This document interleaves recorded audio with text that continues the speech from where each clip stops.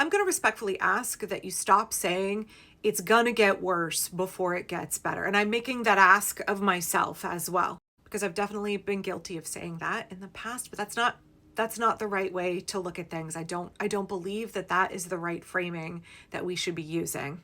And let me explain what I mean here. So earlier today, I went to my Senator Jeff Merkley's town hall at the Oregon Convention Center.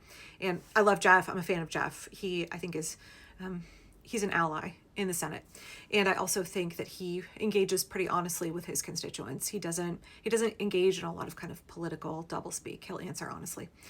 So throughout the course of this town hall, people were getting more and more agitated, obviously. So the town hall format in Oregon is the elected official does a quick intro, and then we just start pulling tickets. And if your number on your ticket gets called, you stand up and you can ask the senator whatever you want, and he'll answer it. And we all listen respectfully. And sometimes people ask things that you don't give a shit about, and sometimes people say things that you find offensive or you disagree with. We just listen and we let the senator respond. We don't talk over each other. We don't boo. We don't interrupt. We're all respectful of the space and each other. And I think it works really well. And I agree with Jeff. I don't think most other town halls are run this way. But this town hall ended up with people who were frustrated and were interrupting, were shouting, were yelling at the senator, talking over other people who were trying to read their questions. And I couldn't necessarily make out everything because people were shouting over other people and over folks who had microphones.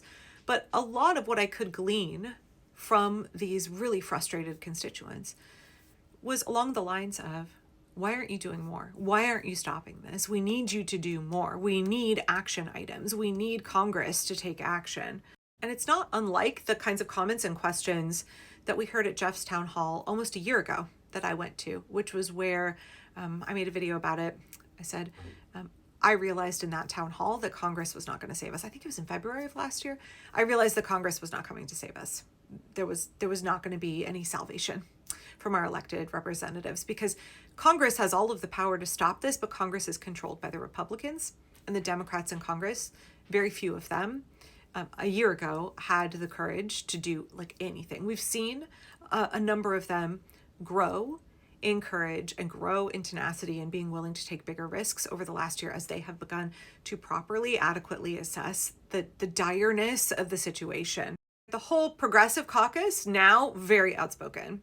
They're doing a lot more. I think Jeff has done a tremendous amount, but he was pretty real in this town hall. Like, hey, Congress is fairly limited in its ability to stop this. In particular, Democrats in Congress are fairly limited in their ability to stop it because Republicans have the majority. And the way that our government is set up, there aren't that many levers that the minority party can actually pull.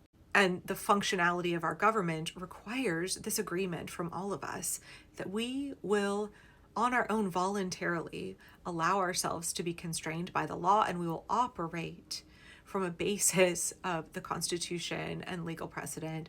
We will all agree to operate on democratic norms. And what we're seeing right now is that we've seen for the last year is that Republicans in Congress are not willing to obey any democratic norms. They're not willing to follow their own rules. They're abandoning their duty to you. They're abandoning their duty to the Constitution. They're betraying this entire country. They're abdicating their power and their responsibility to check the executive. And that's why we're in this position. So Senator Merkley made this comment of like, well, we need to get the majority back in Congress so that we can actually enact these tools that our founding fathers put into government to check the executive, because Republicans won't do it. They won't do it, which is why I say that the Republican Party is a fully consolidated fascist party. They are hell-bent on assisting Donald Trump in dismantling democracy. And likewise, Jeff pointed out, the other form of checks and balances comes through the courts, but the courts work incredibly slowly. And I'll talk about that more in the next video. The courts work incredibly slowly. And we also have the uber conservative, extreme activist 6 on the Supreme Court who are all put there by the Federalist Society. I had to go find my notes so I could quote what Jeff said. He said, the Supreme Court has been taken over by a cabal from the Federalist Society that prioritizes power for the executive over everything else. And we have to reclaim our country, and that includes reforming the Supreme Court. Okay, so as people were shouting at Jeff and getting really frustrated, do something, it's the same thing that people were saying a year ago. Congress fixed this for us. When I was saying like, nope, it's going to be us who has to stop this. It's not Congress. They're not going to do it. There are members of the judicial, there are court processes that will work to uphold our constitutional rights. But as Jeff said, they work so slow. It's too slow for the rapid pace that this regime has decided to set in rolling out their authoritarian plans. The courts are rolling way too slow. It's important that we continue to utilize the courts because there are many times that they have come in and checked his power, have shut him down. But it's insufficient on its own. So how exactly does this tie in with what I said at the beginning about how we should stop saying it's going to get worse before it gets better? Because clearly it is much worse. It's much, much worse than it was a year ago. In many ways, we are far more organized. The resistance is growing. We are building those skills and those support networks, and people are starting to take things much more seriously than they did a year ago when everybody was really underestimating what was going to happen. Except Congresswoman Pramila Jayapal wasn't. She knew what was coming. There are other members of Congress who appropriately assessed the moment and worked immediately to organize against it. I think Attorney General Dan Rayfield here in Oregon also understood. He knew what was coming. I think the reason that we should stop saying it's going to get worse before it gets better is because it puts everything in the passive voice. We're just sitting back and somebody else is in charge of it getting better, or on its own, it's going to get better. I really think we need to reframe it from a position of it's got to get worse before we make it better. It will get worse until we make it better. We are active participants in history. We are active participants in writing our own futures. We aren't sitting here waiting for members of Congress or the framing of the Constitution and the checks and balances to suddenly kick in, for men in Congress to suddenly decide to do their fucking jobs. We can't sit and wait and just watch it get worse and worse and worse until they decide to act, and then it will get better. It is on us. It's on us to make it get better. So as I was sitting in this town hall today, hearing people say, do something, I'm so frustrated, y'all need to fix this. No, it's us who has to fix this. It's fruitless for us to sit and shout at other people and expect them to do something. Yeah, we need our electeds to do something. Yeah, it's crushing to see that Democrats have chosen not to be an opposition party, that we have to drag them kicking and screaming to the line that we all must defend together. That's a terrible waste of our energy. I'm pissed about it. You can be pissed about it too. Congress is not doing their jobs. Democratic leadership is failing us. I don't think that Jeff is failing us. Democratic leadership are not our allies in this fight, and that's a terrible disappointment. But you know what? Let's work with what we have then. As I was exiting the town hall and walking back toward the Max station, I overheard snippets of conversations as the crowd is moving out. Right, one group back here and one up here, and just a little bit of what they were saying.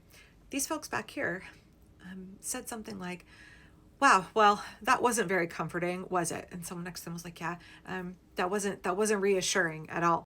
And then just moments after, this group of people up here, one of them turned and asked the other one, like, "Well, what'd you think about that? How'd that make you feel?" And she turned to her companion and said, that doesn't make me feel better.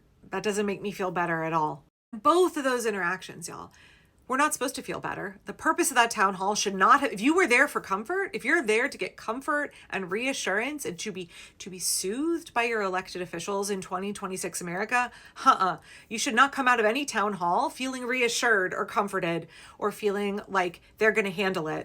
And no judgment on the folks that I overheard, and no judgment on the folks who were shouting. Clearly scared. People are really scared, right? But the fact that anybody is still going to a town hall in 2026 and expecting to be comforted or reassured or to look to somebody else to solve this problem. And so I think reframing the situation would be helpful. It's going to get worse until we make it better. Not Congress, certainly not Chuck Schumer. We cannot wait until the Republicans grow a conscience and decide not to be collaborators with fascism. If we want governmental reforms, if we want SCOTUS reform, if we want a restoration of democratic norms, we the people have to drive that. It's up to us. It will continue to get worse until we make it better. We are working and organizing all over this country, and it is freaking the regime out, so they are escalating their tactics. They will continue to get worse because all they know is escalation. All they know is threats, intimidation, and violence, and they will just keep cranking those up in the desperate hope that we will submit. That will all continue to get worse, but not until there's some magic point at which it flips. It's up to us to make it flip. It's up to us to stop it. Don't be comforted. Don't be soothed in this moment. Be angry. Be activated. Get involved and change history because it's up to us. It's up to us.